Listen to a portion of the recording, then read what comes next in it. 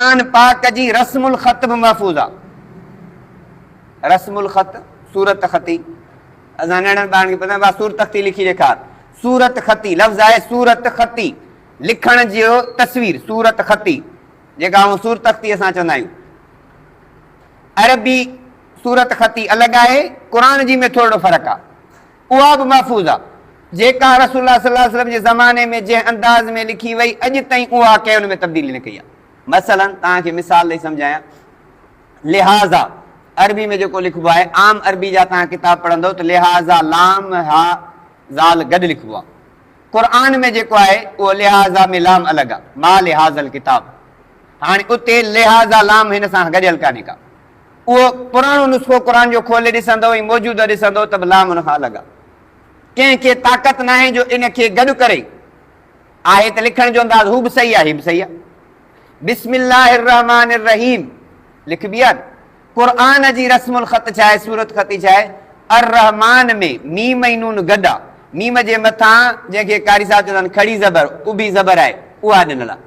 आम अरबी ख़त में रहमान मीम अलिफ मीम ऐं नून गॾु अलॻि बि थी वेंदी आहे। अरबी आम किताबनि में रहमान मीम ऐं नून में फ़ासिलो आहे अलफ़ सां। क़ुरान में जिते बि पढ़ंदव बिस्मिल्लाहिर रहमान रहीम, उहो मीम ऐं नून गॾु आहे। अॼु ताईं उन में कंहिं तब्दीली न आंदी आहे। अलिफ लाम मीम रा आम सूरत ख़ती में छा आहे, अलॻि आहे, क़ुरान में गॾु आहे। हिकिड़े दफ़े लतीफ़ो लिखंदा त मौलाना अशरफ अली थानवी रहमतुल्लाह अलैह हिंदुस्तान जो, उहो गाॾी में क़ुरान पढ़ंदो पियो न, हिकिड़े अंग्रेज़ ॾिसोसीं हज़रत छा आहे, क्या है क़ुरान शरीफ़ है, मैं देखूं ॾिसो, ऐं पोइ अलिफ लाम रा खे चई हीअ त आलू लिखियल आहे, हाणे हुनखे पढ़ण बि न पिया आयो। न त जेकॾहिं अलॻि हुजे त पोइ अलिफ लाम मीम रा पढ़बो।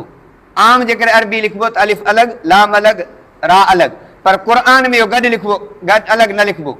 अॼु ताईं उहो अलिफ लाम रा मीम आहे, पढ़बो आहे अलिफ लाम रा। त लिखत जो जेको अंदाज़ आहे उन वक़्त खां वठी अॼु ताईं ॿई सही आहिनि। बिस्मिल्लाहिर रहमान रहीम मीम नून गॾु लिखो त बि सही, मीम ऐं नून अलॻि करे अलिफ सां फ़ासिलो ॾियोसि त बि सही, पर क़ुरान जी जेका रस्मुल ख़त आहे उहा अॼु ताईं महफ़ूज़ आहे। इहा बि कंहिं तब्दील न करे सघी आहे, ऐं चैलेंज आहे त ईंदड़ दौर ताईं बि तब्दील कान थी सघंदी।